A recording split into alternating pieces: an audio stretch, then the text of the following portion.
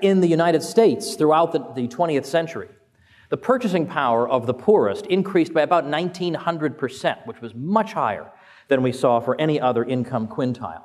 In fact, if we look at the poverty statistics during the 20th century, we see that at the beginning of the 20th century, we would say, by today's standards, that 95% of Americans were living in what we would today call poverty.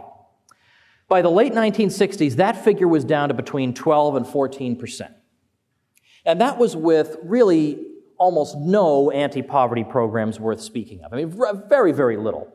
The Great Society programs of Lyndon Johnson really got going in terms of funding only in the late 60s.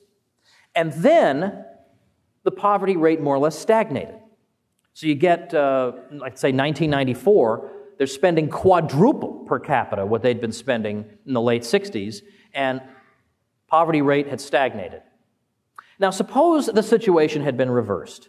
Let's suppose we began with 95% poverty, and that all through the 20th century, up through the late 60s, we had very well-funded anti-poverty programs, trillions of dollars poured in. And let's say that we saw the poverty rate fall to 12 to 14%.